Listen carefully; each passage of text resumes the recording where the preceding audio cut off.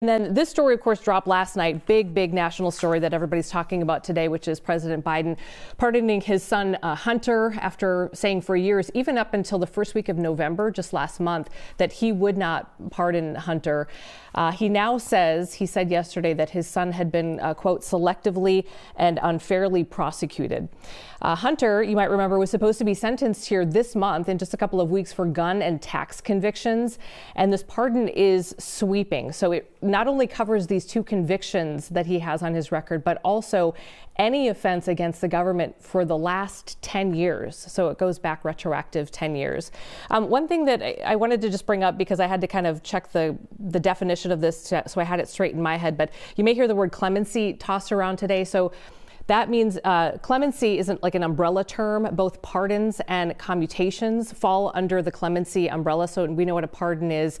You're forgiven of these federal criminal crimes, not state crimes, just criminal. Commutation will reduce penalties. So oftentimes you'll see a record of a president at the end of their term of what they had for these the clemency. And so, you know, it's both pardons and also the commutation. So it's kind of gets a little complicated, but just to keep that in your mind as you're reading these stories today.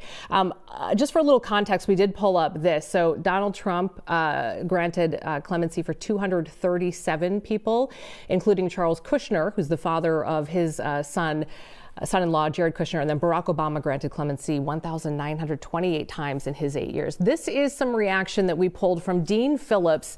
Of course, he left his Minnesota House seat earlier this year, launched that presidential run before President Biden announced that he was stepping aside. So this is what Dean Phillips had to say. Two things can be true at once. Neither Hunter Biden nor Donald Trump would have been charged with certain crimes had they not been political figures.